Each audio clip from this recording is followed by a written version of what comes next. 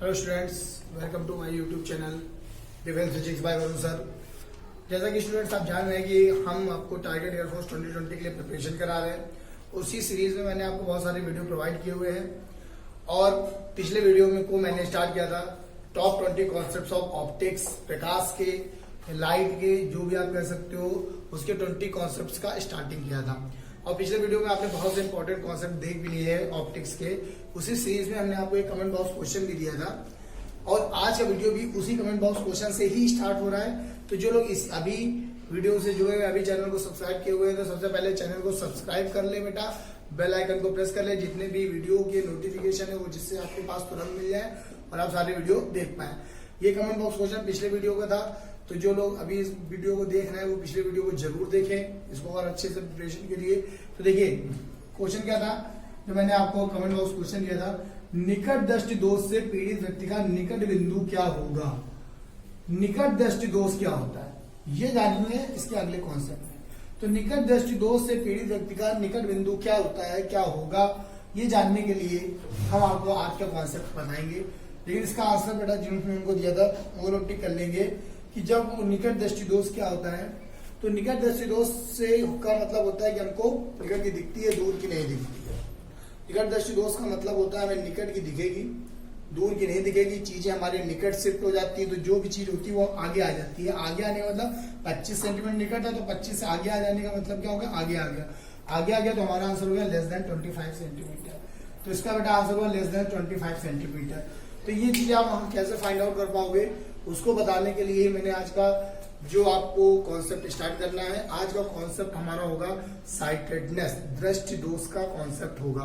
Okay बेटा, तो आज हम सारे साइटेडनेस कॉन्सेप्ट को क्लियर करते हैं और हम उसके बाद कोई दिक्कत हमको नहीं होने वाली है। तो हम आते हैं अगला कॉन्सेप्ट देखते हैं। देखिए बेटा, आज हम आपको अपने क्वेश्चन से डिस्कस करना स्टार्ट कर रहे हैं। उसी क्वेश्चन की उसमें मैं आपको एक कॉन्सेप्ट बताने जा रहा हूँ। जैसे कि आपने अभी आपको 20 सेंटीमीटर ये सब चीजें देखी, निकट बिंदु, दूर बिंदु देखे, तो पहले मैं आपको इसी तरीके से क्लियर कर दूं कि क्या होता है कि नॉर्मल ह्यूमन आई जो होती है, स्वस्थ आंख होती है, इसका अगर आपसे कभी भी आ जाए निकट बिंदु क्या होता है, निकट बिंदु क्या होता है, ये बेटा ये क्वेश्चन नंबर 1, स्वस्थ आंख का निकट बिंदु। क्वेश्चन काउंट करिएगा बस, एक जगह अगर लिखे हुए हैं तो सारे नियर पॉइंट क्या होगा, आंसर होगा 25 सेंटीमीटर। ये पहला क्वेश्चन हो गया, क्वेश्चन नंबर 1, स्वस्थ आंख का निकट बिंदु क्या होगा, 25 सेंटीमीटर। क्वेश्चन नंबर 2 देखिए, क्वेश्चन नंबर 2 है स्वस्थ आंख का दूर बिंदु क्या होगा। स्वस्थ आंख का दूर बिंदु क्या होता है, फार पॉइंट क्या होता है, what is the far point of normal human आई। इसका आंसर होगा इनफाइनाइट, अनंत। इसको नोट करेंगे, अनंत होगा। ओके, क्वेश्चन नंबर 3, स्वस्थ आंख की सामंजन क्षमता आती है। क्वेश्चन नंबर 3 है स्वस्थ आंख की सामंजन क्षमता क्या होती है। सामंजन क्षमता, पावर ऑफ एकमंडेशन क्या होगी, एकमंडेशन, पावर ऑफ एकमंडेशन क्या होगी। तो इसका आंसर होगा बेटा, लिखेंगे प्लस की 4 डायोप्टर। यहां पे एक पॉइंट और लिख लेंगे, आंख की सामंजन क्षमता का एक पॉइंट आपको और नोट करना बेटा, सामंजन क्षमता क्या होती है, what is the power of accommodation. तो पावर ऑफ एकमंडेशन क्या होती है, तो यहाँ पे मैं लिख दे रहा हूं, अगर आपने पॉइंट नोट कर लिया तो 1, 2, 3 और क्वेश्चन नंबर 4 ये हो जाएगा कि फोकस दूरी को घटाने या बढ़ाने की क्षमता। स्वस्थ आंख के द्वारा फोकस दूरी को घटाने या बढ़ाने की जो क्षमता होती है वो कहलाती है सामंजन क्षमता। The power of adjusting the focal length, the power of adjusting the focal length of human eye is called power of augmentation. The power of adjusting the focal length of, the power of adjusting the focal length, focal length को adjust करने की क्षमता। क्योंकि हम पास भी देख सकते हैं एज वेल एज दूर भी देख सकते हैं, तो पास में फोकस करना और दूर फोकस करना ये एक ही पार्ट के अंतर्गत आ जाएगा। इसी को सामंजन क्षमता कहेंगे। इसकी वैल्यू आ जाए तो स्वस्थ आंख के लिए +4 डायोप्टर होती है।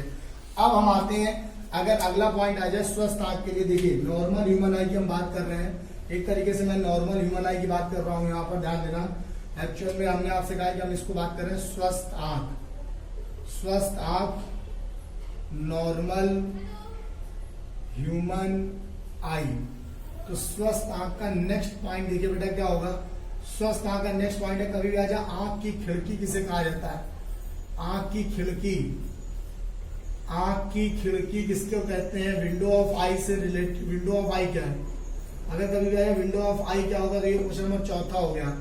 क्वेश्चन नंबर चौथा हो गया, आंख की खिड़की किसे कहते हैं? तो इसका आंसर नोट करेंगे, आंख की खिड़की कहा जाता है कॉर्निया को। कॉर्निया को कहा जाता है आंख की खिड़की। ओके बेटा, कॉर्निया को आंख की खिड़की कहा जाता है। और यहीं पर आपको एक दो पॉइंट शॉर्ट में और लिख लेने हैं कि नेत्र दान में क्या दान किया जाता है? नेत्र दान में कॉर्निया दान किया जाता है, ये ध्यान दो।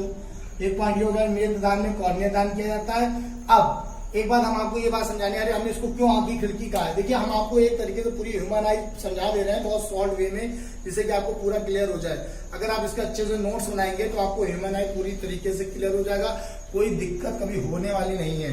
ओके बेटा, तो ध्यान दीजिए, हमें क्या करना है, इस बात को समझना है कि आंख की खिड़की किसको कहते हैं? कॉर्निया को कहते हैं। फिर क्वेश्चन आ जाए, नेत्र दान में आंख का कौन सा भाग दान किया जाता है?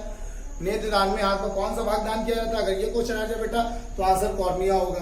अगर कभी भी आ जाए कि प्रकाश कैसे प्रवेश करता है, ये ध्यान दो, अगर ये क्वेश्चन आ जाए कि कॉर्निया के थ्रू प्रकाश प्रवेश करता है, तो कॉर्निया के थ्रू आंख में प्रकाश प्रवेश करता है। लाइट इंटर्स थ्रू कॉर्निया, ये भी ध्यान देना, लाइट का जो आंख में प्रवेश होता है, आंख में प्रकाश का जो प्रवेश होता है कॉर्निया के द्वारा होता है। कभी आ जाए प्रकाश किसके द्वारा प्रवेश करता है, तो आंसर होगा किसके द्वारा बेटा? बोलिए, आंख में प्रकाश किसके द्वारा प्रवेश करता है? कॉर्निया के द्वारा प्रवेश करता है। तो ये आपको एक क्वेश्चन यहां से तैयार होगा। अब हम आते हैं अगला पॉइंट। नेक्स्ट पॉइंट क्या है कि अगर कभी भी आ जाए, व्हाट इज द कि नेक्स्ट पॉइंट देखिए कि स्वस्थ आंख है, तो कॉर्निया हो गया। कॉर्निया के बाद में आप क्या है? स्वस्थ आंख में कौन सा लेंस पाया जाता है? क्वेश्चन नंबर 5वां कह सकते हो, 6वां कह सकते हो, बहुत से क्वेश्चन क्लियर कर रहा हूं मैं। क्वेश्चन नंबर 5वां है, देखिए क्वेश्चन नंबर 5वां या 6वां जो भी कह लो, कि आंख में कौन सा लेंस पाया जाता है? कौन सा लेंस? नोट करते चलेंगे मेरे साथ बेटा। क्वेश्चन नंबर 5 है, स्वस्थ आंख में, या जो हमारी स्वस्थ आंख है, जो ह्यूमन आई है, एक तरीके से जो ह्यूमन आई होती है, वो कौन सा लेंस प्रयोग किया जाता है? तो आंसर होगा एक उत्तल लेंस होता है। हमारे आंख में एक उत्तल लेंस पाया जाता है, कॉन्वेक्स लेंस पाया जाता है, कॉन्वेक्स लेंस पाया जाता है हमारी आंखों में। एक ये क्वेश्चन क्लियर हो गया कि हमारी आंखों में कौन सा लेंस पाया जाता है? हमारी आंखों में उत्तल लेंस पाया जाता है। ओके, अब हम आते हैं, मेरे कितने क्वेश्चन देखिए, एक जगह पे लिखने से हमें इतने क्वेश्चन तैयार हो गए कि स्वस्थ आंख का निकट बिंदु 25 सेंटीमीटर, दूर बिंदु अनंत होता है। मतलब जब हमारा दूर बिंदु, मतलब जब अनंत देख पाए तो हमारी आंख स्वस्थ है। अगर हम 25 देख पा रहे हैं, आंख स्वस्थ है। तो स्वस्थ आंख के लिए इतना निकट बिंदु है, इतना दूर बिंदु। निकट बिंदु का मतलब होता है बेटा कि इससे कम ना देख पाना। निकट बिंदु होता है कि जितना नियरेस्ट देख पा रहे हो वो निकट बिंदु। दूर बिंदु जितना फारदेस्ट देख पा रहे हो। तो ये आपका ह्यूमन आई है। अब एक लास्ट पॉइंट अगर एक तरीके से और पूछा जा सकता है कि नेक्स्ट पॉइंट क्या है कि प्रकाश को नियंत्रित कौन करता है? ये हम आगे मिलेंगे। अब हम आगे पॉइंट, अगला पॉइंट है क्वेश्चन नंबर 6वां। क्वेश्चन नंबर 6 देखेंगे, अगर आप साथ में नोट करेंगे तो दिखेगा कहां लिख रहे। क्वेश्चन नंबर 6 एक तरीके से है, प्रतिबिंब कहां बनता है? स्वस्थ आंख में प्रतिबिंब बनता है, तो आंसर होगा रेटिना पर प्रतिबिंब बनता है। इमेज फॉर्म्ड एट रेटिना, लिख लो रेटिना वो पॉइंट है जहां पे प्रतिबिंब प्राप्त होता है। रेटिना, रेटिना स्वस्थ आंख में रेटिना वो पॉइंट है जहां पर हमें प्रतिबिंब प्राप्त होता है। स्वस्थ आंख के रेटिना पर प्रतिबिंब प्राप्त होता है। रेटिना वो पॉइंट है जहां पर हमें प्रतिबिंब प्राप्त होगा। तो ये कुछ पॉइंट है। एक बार मैं फिर से जो बता दे रहा हूं, अगर आपने इसको नोट कर लिया तो कम से कम 6 से 7 क्वेश्चन यहाँ पे लिखे हुए हैं। एक जगह आपको एक पेज में बस नोट कर लेना है बहुत जल्दी में। नॉर्मल ह्यूमन आई का निकट बिंदु 25 सेंटीमीटर। एक बार फिर से वीडियो को बहुत अच्छे से स्लो मोशन में देख करके नोट कर लीजिएगा, नोट जरूर करिएगा। निकट बिंदु 25 सेंटीमीटर, दूर बिंदु अनंत होता है। इसके बाद आ जाते हैं सामान्य क्षमता। सामान्य क्षमता प्लस 4 डायोप्टर होती है। प्लस इसलिए क्योंकि कॉन्वेक्स लेंस है इसलिए प्लस। और एक बार मैंने यहाँ पे एक बात ये भी बताया हुआ है कि फोकस दूरी को घटाने या बढ़ाने की क्षमता ही सामान्य क्षमता है। जिनको ये दिक्कत होगी सामान्य क्षमता क्या होती है तो लिख लेंगे फोकस दूरी को घटाने या बढ़ाने की जो क्षमता होती है उसे प्लस फोकस दूरी को घटाने या बढ़ाने की जो क्षमता होती है उसे सामान्य क्षमता कहते हैं। ओके बेटा, घटाने या बढ़ाने, फोकस दूरी को घटाने या बढ़ाने की क्षमता क्या कहलाती है? सामान्य क्षमता। Power of adjusting the focal length is called power of accommodation. Next point, next question है कॉर्निया से रिलेटेड, चौथा, पांचवा, छठवा सब यही पे लिखा हुआ है। स्वस्थ आंख में अगर कभी आ जाए, आंख की खिड़की किसे कहते हैं? ये देखो, विंडो ऑफ आई किसको कहा जाता है? कॉर्निया को। ओके बेटा, अब अगर आ जाए कि इसका फंक्शन क्या है, कॉर्निया, आंख में प्रकाश प्रवेश करता है कॉर्निया के द्वारा। और एक क्वेश्चन और लिखा हुआ है कि नेत्र दान में क्या दान किया जाता है, कॉर्निया दान किया जाता है। 3 पॉइंट है, आंख की खिड़की कॉर्निया को, नेत्र दान में क्या दान किया जाता है, कॉर्निया। आंख में प्रकाश कैसे प्रवेश करता है, कॉर्निया के थ्रू। लाइट इंटर्स थ्रू कॉर्निया, इसीलिए इसको विंडो ऑफ आई बोलते हैं, क्योंकि इंटर कर रहा है इसलिए window of I. Next question है, कौन सा लेंस यूज होता है, which lens is used in, which lens is used, तो आंसर होगा आपका convex lens. Which lens is used, convex lens. Next है, प्रतिबिंब कहां बनता है, वेयर इमेज इज फॉर्म्ड, प्रतिबिंब कहां बनेगा, तो आंसर होगा रेटिना पर। तो ये इतने क्वेश्चन लिखे हुए हैं। अब हम आते हैं इसका अगला क्वेश्चन देखते हैं।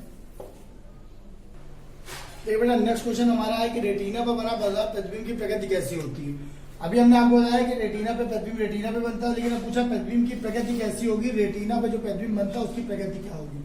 ऑप्शन है वास्तविक एवं उल्टा, आभासी एवं सीधा, virtual and direct, virtual and inverted, आभासी एवं उल्टा, वास्तविक एवं सीधा, रियल एंड डायरेक्ट। तो बेटा एक बात ध्यान रखना, ये सब क्वेश्चन ऐसे जो आपको याद होंगे तभी आप कर पाओगे, इसमें कोई लॉजिक नहीं है। तो इसका आंसर होगा रेटिना पे बना प्रतिबिंब होता है वास्तविक एवं उल्टा। तो बेटा इसमें हम आपको क्या पढ़ाना चाहते हैं, हम इसमें आपको ये पढ़ाना चाहते हैं कि एक जगह अगर सारे क्वेश्चन आपने साइटेडनेस से रिलेटेड या ह्यूमन आई से रिलेटेड नोट करें तो मैक्सिमम क्वेश्चन वहां से आ जाते हैं, बहुत जल्दी बस रिवीजन करना होता है। तो हम आपको मैक्सिमम क्वेश्चन वहां का डिस्कस कर रहे हैं। एक जगह अगर आपने पूरे क्वेश्चन साइटेडनेस के लिखे हुए हैं तो मैक्सिमम क्वेश्चन वहीं से आते हैं, ज्यादा पढ़ने की जरूरत नहीं है आपको। तो आप क्वेश्चन बस नोट करते चलिए, सारे क्वेश्चन जितने इंपॉर्टेंट हम पढ़ा रहे हैं इतने क्वेश्चन अगर आप पढ़ते चलोगे, साथ साथ हमारे नोट्स बनाते चलोगे तो बेटा आपको बहुत अच्छा रिजल्ट जाएगा, ये गारंटी है। तो देखते हैं रेटिना से रिलेटेड 1-2 पॉइंट और देख लेते हैं। ये आपने पॉइंट नोट किया, तो इसी तरह हम रेटिना से इंपॉर्टेंट कुछ पॉइंट को और देखते हैं। ठीक है, अब जो हम आपको कॉन्सेप्ट बता रहे हैं, concept of retina, concept of retina, क्यों, क्योंकि रेटिना से इंपॉर्टेंट बहुत ज्यादा इंपॉर्टेंट है रेटिना के लिए। रेटिना से रिलेटेड सारे पॉइंट आपको आने चाहिए।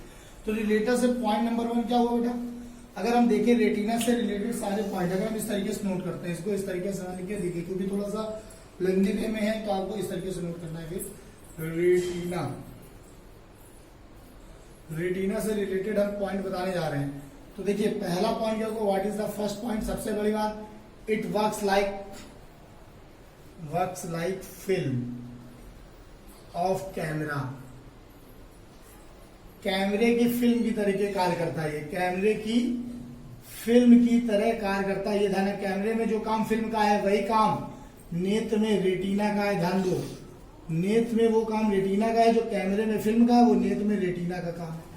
सेकंड पॉइंट, अगर कभी वजह प्रतिबिंब कहां प्राप्त होता है, प्रतिबिंब बनता कहां पर है, तो लिखेंगे प्रतिबिंब रेटिना पर बनता है। जो प्रतिबिंब होता है आंख के द्वारा जो प्रतिबिंब बनता है रेटिना पर बनता है। Image formed on retina, image forms on retina, retina पर प्रतिबिंब प्राप्त होता है। तीसरा पॉइंट अगर कभी भी पूछ लिया जाए, तीसरा पॉइंट ये है कि प्रतिबिंब रेटिना पर बनता है, इमेज फॉर्म्स ऑन रेटिना। तीसरा आ जाए नेचर, आ जाए क्या आ जाएगा, तो रेटिना पर जो इमेज होती है, इमेज की प्रकृति कैसी होती है, प्रतिबिंब की प्रकृति, नेचर ऑफ इमेज, जो रेटिना पे इमेज बनती है नेचर ऑफ इमेज कैसी होगी, तो आंसर लिख लो रियल और इन्वर्टेड होती है, रियल और इन्वर्टेड, वास्तविक एवं उल्टा। लेकिन अगर ध्यान दो, अगर कभी भी बहुत इंपॉर्टेंट कंफ्यूजिंग क्वेश्चन है बेटा, अगर अगर रेटिना का कार्य क्या है, what is the function of retina, ये आ जाए फंक्शन ऑफ रेटिना, रेटिना का कार्य क्या है, तो सब लोग कहेंगे प्रतिबिंब बनाना। ये तो है, तो आपने लिखा है प्रतिबिंब रेटिना पे बनता है, तो फंक्शन ऑफ रेटिना क्या हुआ, तो प्रतिबिंब रेटिना पे बनता है, लेकिन रेटिना उस इमेज को नहीं बना रही है, रेटिना पे बन रही है लेकिन रेटिना इमेज नहीं बनाती। मोस्ट इंपॉर्टेंट, इसको वेरी वेरी वेरी इंपॉर्टेंट कर दीजिएगा, क्योंकि कभी भी आ जाए रेटिना का कार्य क्या है, रेटिना क्या करती है, तो प्रतिबिंब जो रेटिना पे बनता है वो काम तो लेंस का है, लेंस ने प्रतिबिंब को बनाया है रेटिना पर, लेकिन रेटिना पे इमेज बन रही है, तो इमेज का बनना रेटिना का काम नहीं है, रेटिना उसका काम उसके आगे। जब प्रतिबिंब रेटिना पे बन गया, जैसे कोई चीज आपके घर में आ गई, आप उसका आप क्या कर रहे हैं, ये आपका फंक्शन है। जैसे आपको किसी चीज को फंक्शन करना है, जैसे एक मोटरसाइकिल मैकेनिक है, वो उसको मोटरसाइकिल मैकेनिक मोटरसाइकिल को बनाएगा, लेकिन मोटरसाइकिल वहां पहुंचेगी उसके बाद बनाएगा ना, कुछ फॉल्ट देख के जो काम हुआ तब पहले तो वजह इसी तरीके इमेज पे रेटिना पे इमेज बन गई है। अब वो बनी हुई इमेज को रेटिना क्या कर रही है, ये उसका फंक्शन है। तो रेटिना का फंक्शन क्या है, तो रेटिना क्या करती है, इमेज को कन्वर्ट करती है। एक्चुअल में जो इमेज आती है वो मैकेनिकल सिग्नल होता है, और हमारा ब्रेन जो होता है उस मैकेनिकल सिग्नल को गेन नहीं करता है, मैकेनिकल सिग्नल नहीं लेता है, वो इलेक्ट्रॉनिक सिग्नल लेता है। तो आप लिखोगे प्रतिबिंब के यांत्रिक सिग्नल को वैद्युत सिग्नल में बदलती है। मोस्ट इंपॉर्टेंट, वैद्युत सिग्नल में बदलती है, ये है इसका फंक्शन। मोस्ट इंपॉर्टेंट है बेटा, बहुत आता है, या अगर आगे तो गलत कर दोगे। It converts mechanical signal image into electronic signal image, मतलब इमेज के मैकेनिकल सिग्नल को इलेक्ट्रॉनिक सिग्नल में कन्वर्ट करता है, उस तरीके में बदल देता है जो हमारा ब्रेन जिस फॉर्म में लेता है। जैसे अगर आप कंप्यूटर पढ़ते हो तो कंपाइलर वगैरह होते हैं, असेंबली भाषा को कंपाइलिंग ये सब करते रहते हैं, कन्वर्ट करते रहते हैं, क्योंकि जो चीज है, जो सीपीयू जिस मेथड मिलेगा उसमें दिया जाता है। वैसे रेटिना होती है, रेटिना क्या करती है, इमेज के सिग्नल को, मैकेनिकल सिग्नल को इलेक्ट्रॉनिक सिग्नल में कन्वर्ट कर देती है। इसीलिए जब कन्वर्ट कर देती है, इसीलिए ये उल्टा बनता है लेकिन दिखता सीधा, ये बात ध्यान रखिएगा। ओके बेटा, तो ये आपका एक मोस्ट इंपॉर्टेंट फंक्शन था। अब हम आते हैं नेक्स्ट क्वेश्चन देखते हैं और फिर उसका कॉन्सेप्ट देखते हैं। तो बेटा अगला क्वेश्चन जो है वो आई से रिलेटेड, ह्यूमन आई से रिलेटेड। नेक्स्ट क्वेश्चन क्या है, अगला क्वेश्चन है कि निम्न में से कौन सा भाग आंख में प्रेस करने वाले प्रकाश को नियंत्रित करता है। प्रकाश को नियंत्रित करने का काम किसमें कौन करता है। Which of the part will control the intensity of light into our eye. जो आई पे प्रकाश प्रेस कर गया है, आंख में प्रकाश अंदर आ गया, उसको कंट्रोल कौन करेगा। ये ऑप्शन आपके सामने, कॉर्निया, आइरिस, रेटिना, आईलेंस। इनमें से कौन सा ऑप्शन सही है बेटा, बताइए इनमें से कौन सा ऑप्शन सही होगा। तो बेटा हमने इसीलिए आपसे कहा है कि अगर आपको याद है तो आप बहुत अच्छे से सॉल्व कर पाओगे, इन्हें तो अंधेरा लगाओगे। आंसर है आइरिस। क्यों है, कॉर्निया क्या करता है, कॉर्निया से प्रकाश प्रवेश करता है, कंट्रोल नहीं करता, ये केवल जाने देता है। रेटिना का काम जो है अभी हमने बता दिया, रेटिना जो है वो कन्वर्ट करती है, इमेज बनने के बाद सिग्नल को कन्वर्ट करती है। आइलेंस का काम है कि प्रकाश आ जाए उसका कन्वर्जन करना, कंट्रोल करने का कोई काम नहीं। बचा ऑप्शन आइरिस, तो आइरिस उसको कंट्रोल करता है, तो इसका आंसर होगा आइरिस।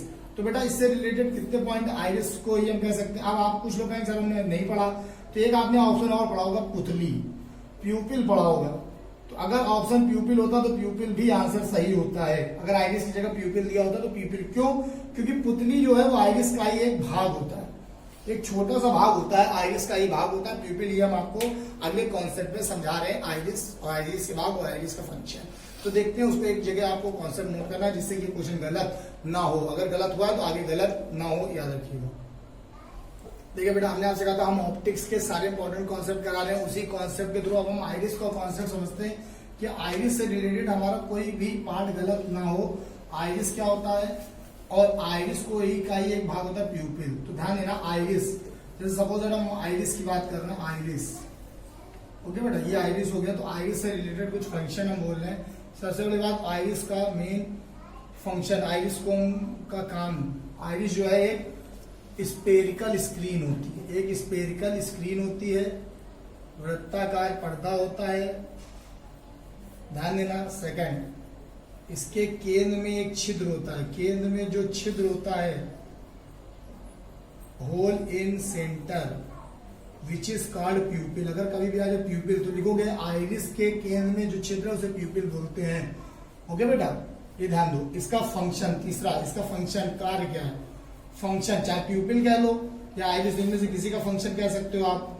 तो इसका बस लिखना है प्रकाश को नियंत्रित करना, आंख में प्रवेश करने वाले प्रकाश को नियंत्रित करना, प्रवेश करने वाले प्रकाश को नियंत्रित करना, to control the intensity of light, intensity of light enters into our eye, enters into our eye. चौथा पॉइंट अगर एक तरीके से बनना जाए तो कैसे कंट्रोल करता है वो भी मैं लिख दे रहा हूं कि अगर आपको ब्राइट लाइट होती, ब्राइट चमकदार, नोट करो चमकदार प्रकाश में क्या होता है, प्यूपिल का आकार छोटा, प्यूपिल का आकार छोटा हो जाता है, पुतली छोटी हो जाती है, प्यूपिल का आकार छोटा हो जाता है, छोटा साइज हो जाता है, प्यूपिल की रेडियस छोटी। और डिम लाइट में जब प्रकाश कम होता है, कम प्रकाश में प्यूपिल का आकार बड़ा हो जाता है। ये आपको पता भी होगा, बहुत से लोग जानते हैं, ना पता हो तो नोट कर लेना, प्यूपिल का आकार बड़ा हो जाता है।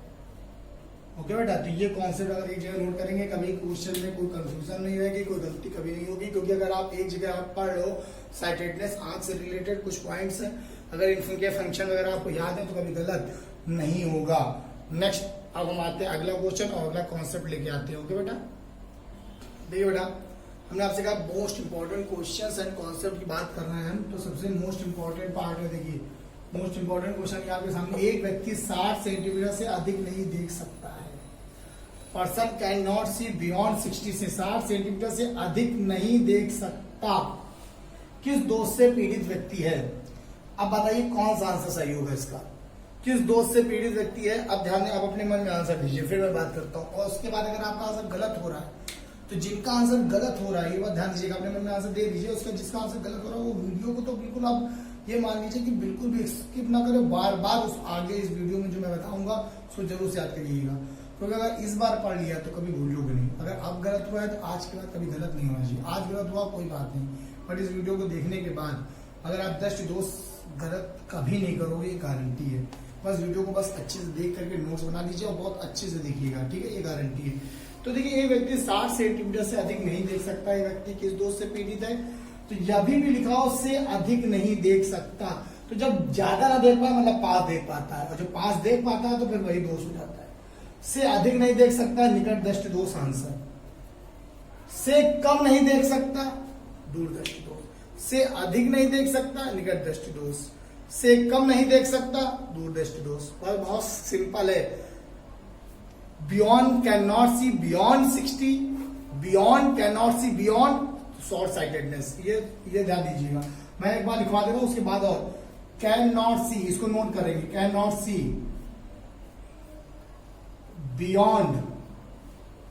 बियॉन्ड डैश, तो आपका हो जाएगा आंसर क्या होगा? Short sightedness. इसको नोट कर लीजिए, शॉर्ट साइटेडनेस। और can not see less than तो आंसर होगा फार साइटेडनेस। फार साइटेडनेस, अगर ये कभी लाइन लिख के आ जाए तो इस तरीके से याद करना, दूर दृष्टि दोष। बस इसको नोट कर लो, कभी गलत नहीं होगा।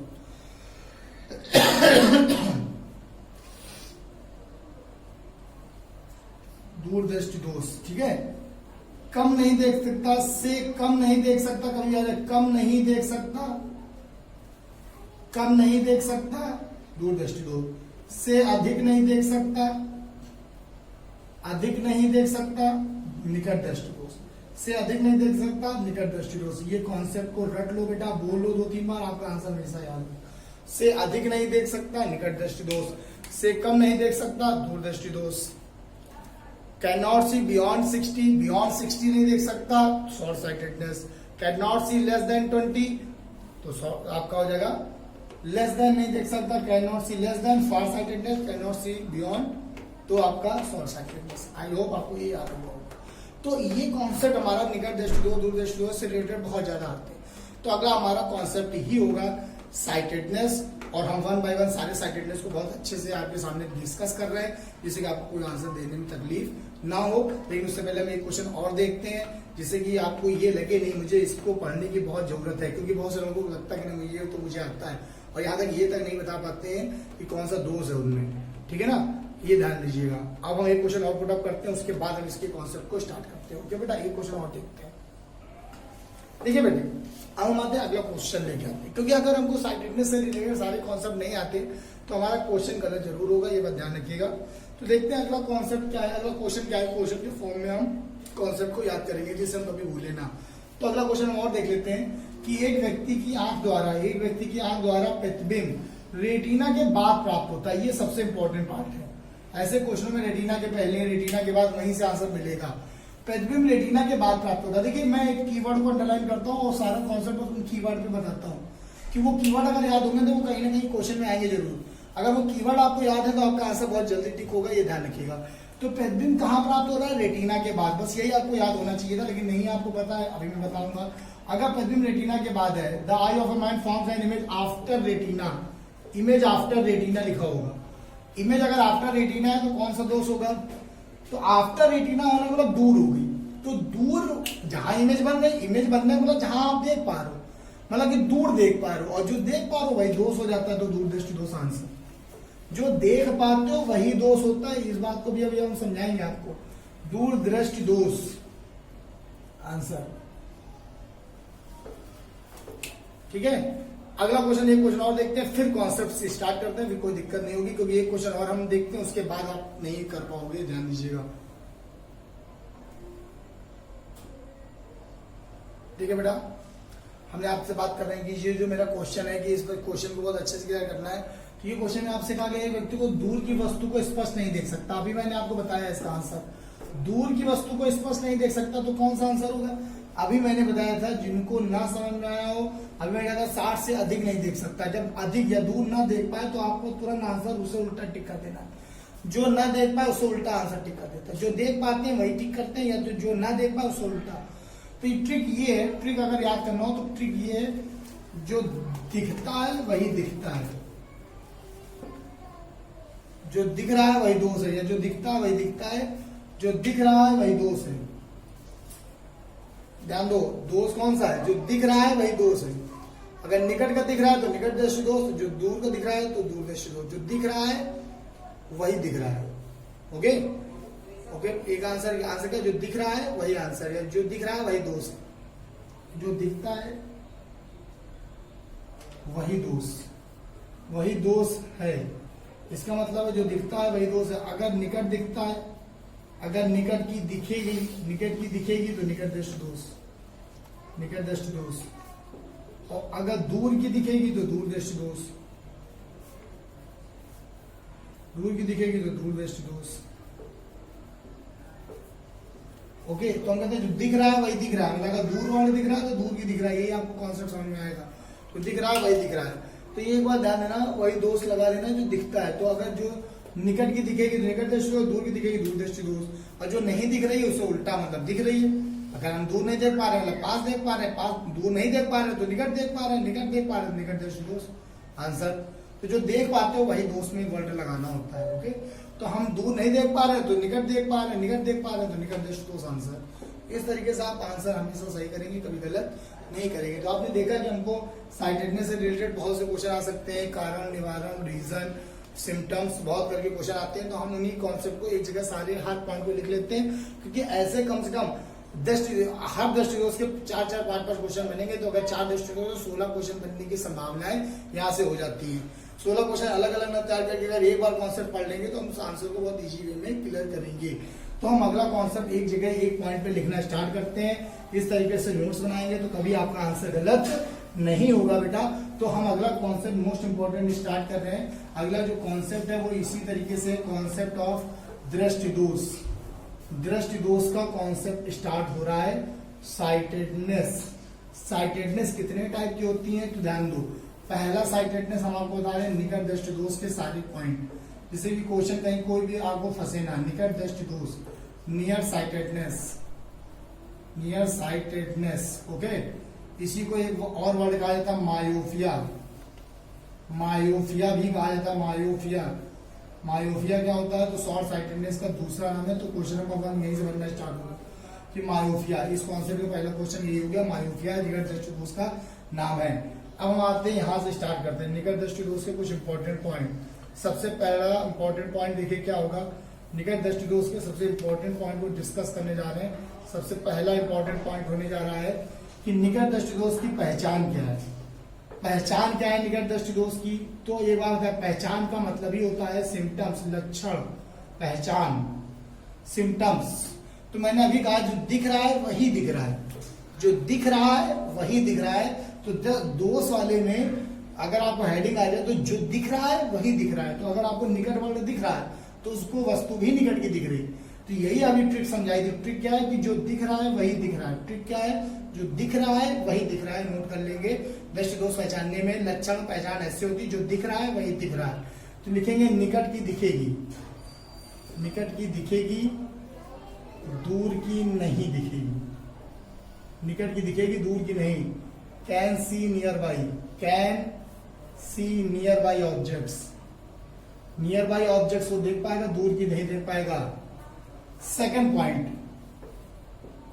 इसके ये हो गई पहचान कि कौन सी दिख रही कौन सी नहीं दिख रही। इसके बाद इसमें क्या है, कुछ और भी सिम्टम्स है, कुछ और भी रीजन है कि रीजन क्या है इसका, व्हाट इज द रीजन, कारण क्या है कि आखिरकार ये क्यों हुआ। तो जब हमें कोई चीज पास दिखने लगी इसका मतलब क्या हो गया कि हम ज्यादा दूर फोकस नहीं कर पा रहे, हमारा पास हो गया। तो इसके 2-3 रीजन है, तो रीजन वाइज भी 2-3 रीजन है, तो ध्यान दो। पहला रीजन कि फोकल लेंथ कम, फोकस दूरी का घट जाना, जो फोकस दूरी का घट जाना, क्योंकि आप ज्यादा दूर फोकस नहीं कर पाते। फोकल लेंथ का डिक्रीज कर जाना, फोकल लेंथ डिक्रीजेस, ये पहला रीजन हो सकता है। रीजन में इसके 2-3 रीजन हो सकते हैं, फोकस दूरी का घट जाना, या आप ये कहते हो फोकस दूरी घट गई, या आप ये कहते तो रेटिना पीछे चली गई, रेटिना का दूर हो जाना, या आईबॉल का पीछे हो जाना।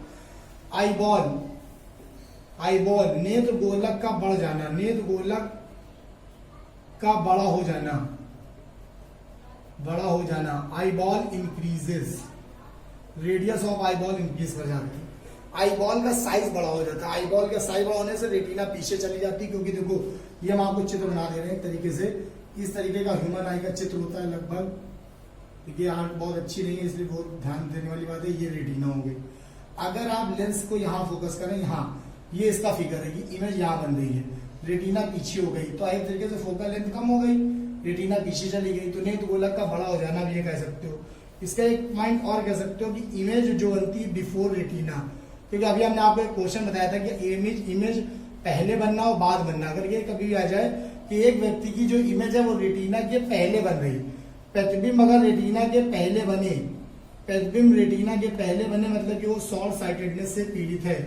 प्रतिबिंब अगर रेटिना के पहले बन जाए तो वो किससे पीड़ित है बेटा, शॉर्ट साइटेडनेस से पीड़ित है। ठीक, तो ये रीजन हो गए, देखो ये हो गए लक्षण, पहचान, कारण, कारण के बाद निवारण। निवारण क्या है इसका बेटा, क्योर क्या है, इलाज क्या है। निवारण क्या है, निवारण बेटा ये है कि अगर ये यू यहाँ फोकस हो रही किसी तरीके आगे आ जाए, आगे आ जाए तो दूर ले जाने का काम किसका होता है, किस लेंस का काम है, दूर ले जाने का। दूर ले जाने का काम बेटा पता है किसका है, दूर ले जाने का काम जो है अवतल लेंस का है। इसका आंसर हो जाता है अवतल लेंस, कॉनकेव लेंस। दूर ले जाने का काम अवतल लेंस का है, तो इसका आंसर हो जाएगा कॉनकेव लेंस, अवतल लेंस। ओके बेटा, तो ये इतना पार्ट अगर आपने एक जगह पढ़ रखा है, नोट कर रखा है, तो कभी आंसर गलत नहीं हो सकता, ये गारंटी है। तो इसको बहुत अच्छे से नोट करेंगे तो सारा पॉइंट आपको क्लियर हो जाएगा। ठीक, तो इसको नोट करते हैं, वीडियो को पॉज करके इसको नोट करते हैं।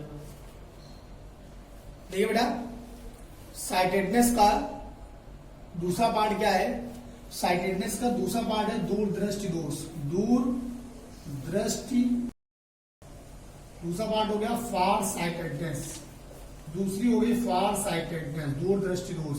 बेटा इसी में एक पॉइंट होता है दूरदृष्टि दोष का एक अदर नेम क्या है, तो ये भी एक क्वेश्चन बन सकता है, क्वेश्चन मोस्ट इंपॉर्टेंट। दूरदृष्टि दोष का दूसरा नाम क्या है, तो दूरदृष्टि दोष का दूसरा नाम है हाइपरमेट्रोपिया, हाइपरमेट्रोपिया। ओके बेटा, तो इसको हाइपरमेट्रोपिया भी कहा जाता है, कभी अगर हाइपरमेट्रोपिया किसका नाम है तो दूरदृष्टि दोष का है। अब हम आते हैं इसको उसी तरीके से सारे पॉइंट इसके क्लियर करते हैं। कि इसका सबसे पहला पॉइंट देखिए, इसके अगर हम बात करें, इसके पॉइंट्स की हम बात करने जा रहे हैं आपके सामने, तो इसका पहला पॉइंट देखिए क्या होगा, फर्स्ट पॉइंट इसके लक्षण, सिम्टम्स। तो हमने अभी आपको सिम्टम्स लिखना सिखाया कि लक्षण, सिम्टम्स, पहचान। हमने कहा जो दिख रहा है वही दिख रहा है, ये आपको टिक समझाई थी, जो दिख रहा है वही दिख रहा है। तो दूरदृष्टि दोष में कौन सा वर्ड दिख रहा है, दूर। जो दिख रहा है वही दिख रहा है, बार बार समझा रहे हैं, जो दिख रहा है वही दिख रहा है। ओके, जो दिख रहा है वही दिख रहा है, इसके अकॉर्डिंग दूर वाले दिख रहा है तो लिखेंगे दूर की दिखेगी, दूर की दिखेगी, पास की नहीं दिखेगी। Can see far of objects, far of objects को क्लियरली देख लेगा, तो इंग्लिश मीडियम वाले नोट जरूर करें, can see far of objects. Second point बेटा इसका देखेंगे, सेकंड पॉइंट क्या है, can see far of objects हो गया। सेकंड पॉइंट देखिए क्या है, सिम्टम्स के बाद में आते हैं इसके reason, what is the reason, है ना बेटा। तो रीजन में हम आते हैं, नेक्स्ट पॉइंट देखते हैं reason, what is the reason, कारण क्या है। हमने आपसे कहा था कारण में भी 3-4 पॉइंट हो सकते हैं, तो कारण में सबसे पहला पॉइंट कारण में दूर दिखने का क्या मतलब है कि फोकल लेंथ का बढ़ जाना, फोकस दूरी बढ़ जाना, फोकस दूरी बढ़ जाना, फोकल लेंथ का इंक्रीज कर जाना, फोकल लेंथ इंक्रीजेस, ये हो सकता है। सेकंड, फोकल दूरी बढ़ने के को हम ये भी कर सकते हैं, या तो हम कह रहे हैं आगे चली गई, जैसे आईबॉल में हम आपको बना रहे हैं इस तरीके से, ये हो गया नेत्र, तो ये आगे जाना मतलब आगे चली गई यहाँ पे आगे, तो रेटिना पहले आ गई और इमेज बाद में बन गई। तो ये हम कह सकते हैं कि आई बॉल छोटी हो गई, आई बॉल डिक्रीज कर गई, नेत्र गोलक छोटा हो जाना, नेत्र गोलक छोटा हो जाना, नेत्र गोलक छोटा हो गया। तीसरा अगर हम बात करें को, तीसरा पॉइंट, इमेज कहां बनती है, तो लिखोगे image before retina, image before retina, sorry after retina, image जो है वो आफ्टर रेटिना बन गई है क्योंकि आगे जा रही दूरदृष्टि दोष है, सॉरी इमेज आफ्टर रेटिना होगा, आफ्टर, प्रतिबिंब रेटिना के बाद, प्रतिबिंब रेटिना के बाद प्राप्त होगा, तो ये रीजन होगा। तो देखिए बेटा हम आपसे क्या कह रहे हैं, हमने आपको एक क्वेश्चन, अगर आप बहुत ज्यादा किसी प्रैक्टिस पेपर से याद करके जाओगे तो एक क्वेश्चन याद कर पाओगे दृष्टि दोष का, एक या दो, बट एक जगह पूरा कॉन्सेप्ट क्लियर करोगे तो 16 क्वेश्चन तैयार होंगे, कम से कम 16 क्वेश्चन। देखिए अगर लक्षण से आ जाए, किसी का भी हो, लक्षण से क्वेश्चन आएगा तो 4 दोष है और चारों में तो 4 क्वेश्चन यहाँ से आ गए, कभी इससे रिलेटेड है 4 4 8 4 12 4 16, बहुत ज्यादा क्वेश्चन का कलेक्शन हो जाएगा।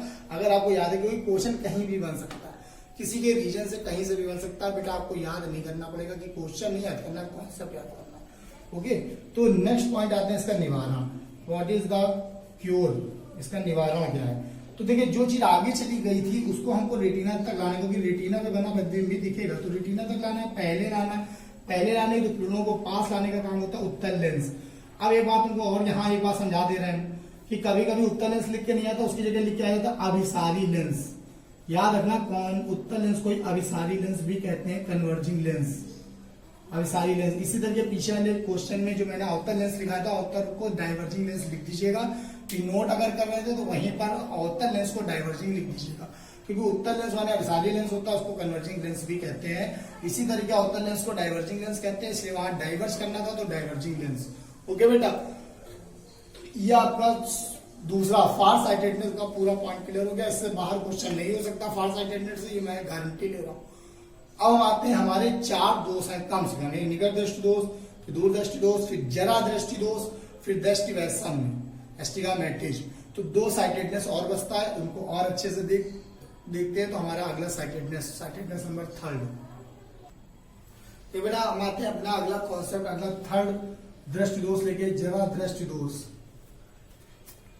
प्रेसबायोपिया। ओके बेटा, प्रेसबायोपिया, जरा दृष्टि दोष। अब ये बात बताएं, हमने जो अभी आपको ट्रिक बताई थी, जो दिख रहा है वही दिख रहा है, ये यहाँ कैसे काम करेगी, तो निकट और दूर वर्ड आ रहे थे तो दोष भी आ रहे थे, यहाँ कैसे काम करेगी ट्रिक। देखो बेटा हमने अगर ट्रिक बताई तो काम जरूर करेगी। निकट दृष्टि दोष में निकट की दिखती है, दूर दृष्टि दोष में दूर की दिखती है, जरा दृष्टि दोष में जरा सी दिखती है, जरा सी दिखेगी। जरा सी दिखने का मतलब समझ लो ना, पास है तो भी जरा सा, दूर है तो भी जरा सा, जरा ही सा दिखने का मतलब है कि दिख रहा है ये बहुत है। अगर कभी भी हमको जरा सा दिखने लगे तो समझो कि बुढ़ापा या आंखों की पावर कमजोर, निकट दृष्टि दोष दूर दृष्टि किसी भी एज में हो सकता है, बट बुढ़ापा में अपने आप जब आंख कमजोर होती है वो कोई दोष नहीं होता, वो समय की मांग होती है। समय की मांग, बुढ़ापे में जो अपने आप नजरें कमजोर हो रही होती हैं वो होता है जरा दृष्टि दोष। जरा सी दृष्टि बच रही, आंख खुल रही है बहुत है, बुढ़ापे में आंख खुल रही है बहुत है, नहीं आंख बंद ही हो जाएगी थोड़े दिन बाद। तो ये बात ध्यान दीजिए, जब दिखना बंद हो जाए, पास भी ना दिखे दूर भी ना दिखे, बुढ़ापे में ऐसा होता है। तो जरा दृष्टि दोष में जरा सी दिखेगी तो लिखो ना पास की दिखेगी, सिम्टम्स में लिखेंगे ना पास की दिखेगी ना दूर की, क्लियरली ना पास की दिखेगी ना दूर की।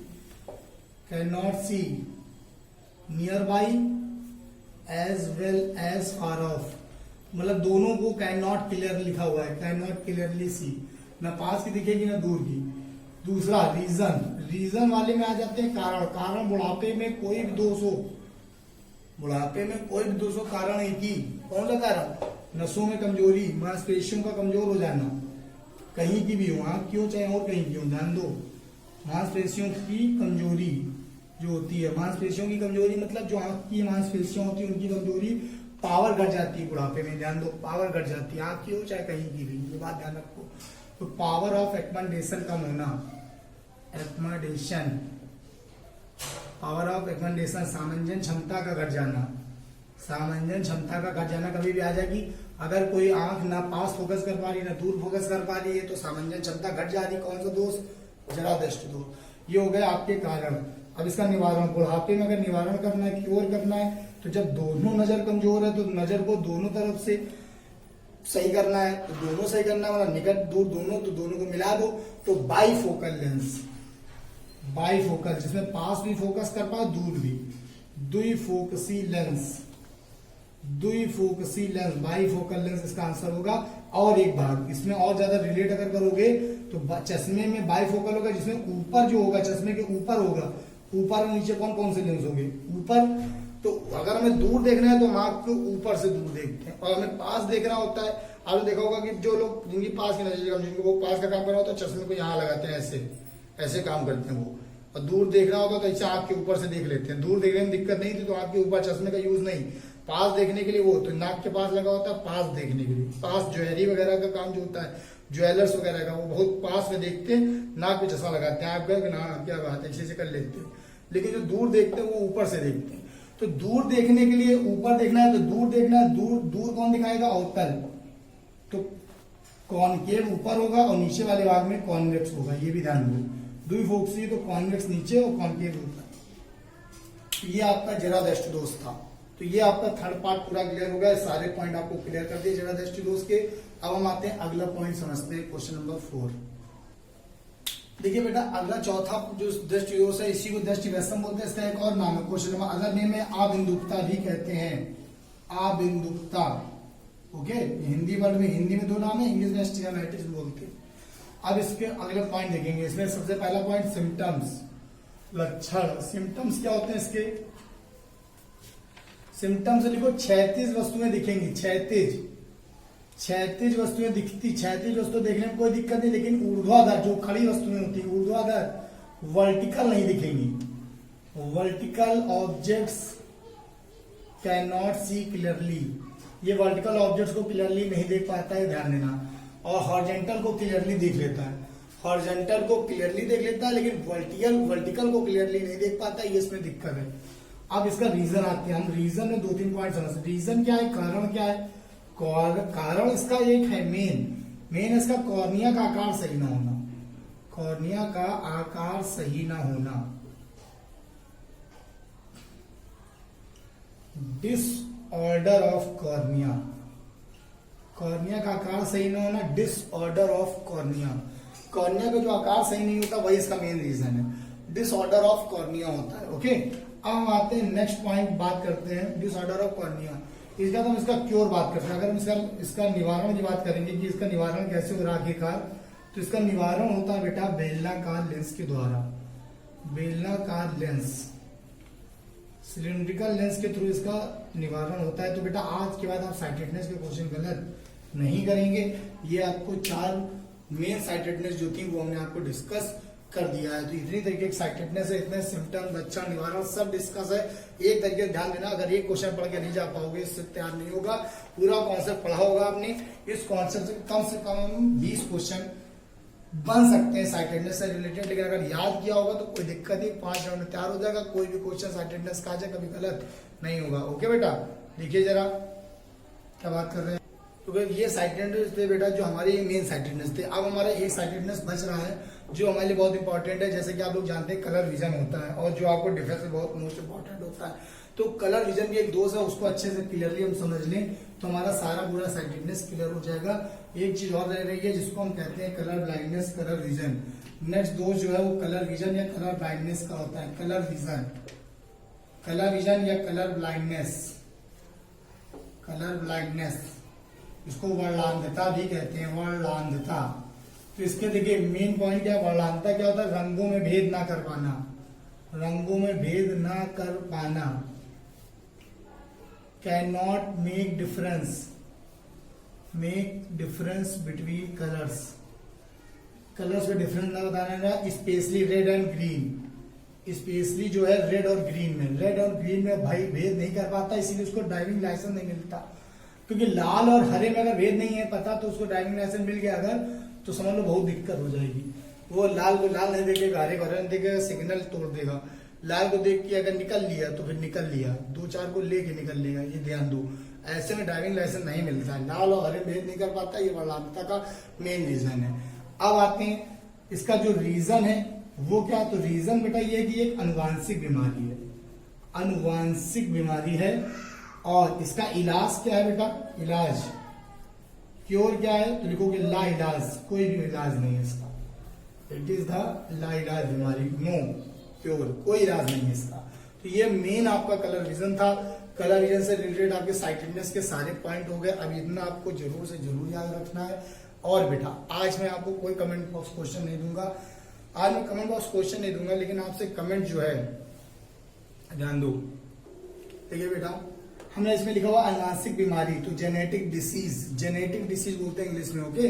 हम आपसे कह रहे थे कि हम आपको आज कमेंट बॉक्स क्वेश्चन के लिए नहीं देके जाएंगे, बट हम आपसे कमेंट एक्सपेक्ट करते हैं। कमेंट किस बात में एक्सपेक्ट करते हैं कि आपको वीडियो कैसा लगा, ये वीडियो कैसा लगा, वीडियो से आप कितना हेल्पफुल हुए, आज की वीडियो से आप क्वेश्चन को कितना क्लियर कर पाए, पीछे वीडियो से लगातार अगर सीरीज फॉलो कर रहे हैं आप, पिछले वीडियो मेरे सारे देख चुके हैं, तो आपको कितना हेल्पफुल हो रहा है, किस तरीके से आप स्टडी को आगे बढ़ा रहे हो, और वीडियो अच्छे लग रहे हैं कि नहीं लग रहे हैं। इस तरीके के कमेंट ज्यादा से ज्यादा मुझे आपसे चाहिए कि वीडियो आप लाइक शेयर जरूर करेंगे, सब्सक्राइब करें, लाइक शेयर करें, ज्यादा से ज्यादा लोगों तक पहुंचाएं, जिससे कि ये और भी लोग हमसे जुड़े और हम आपको बहुत अच्छा कंटेंट और प्रोवाइड कर पाए, स्पेशली ये डिजिटल क्लास को और कंप्लीट करा पाए, जिससे कि हम आपको लाइव क्लास वगैरह बहुत अच्छे से प्रोवाइड कर पाए, पीडीएफ वगैरह प्रोवाइड कर पाए। तो कमेंट मुझे चाहिए कि आपको ये वीडियोस कैसे लग रहे हैं, आपको स्टडी कैसे लग रही है, किस तरीके से आपको ये बेनिफिट दिया है, आपको इतने वीडियो से क्या हेल्प हुई है, इस तरीके के कमेंट्स मुझे जरूर से जरूर चाहिए। मैं इस वीडियो के बाद कमेंट्स बॉक्स जरूर चेक करूंगा, ये बात ध्यान रखिएगा। तो प्लीज मैं आपके कमेंट्स का वेट करूंगा। तो वीडियो को लाइक एंड शेयर जरूर करते रहिए और नेक्स्ट वीडियो मिलते हैं, तब तक जय हिंद।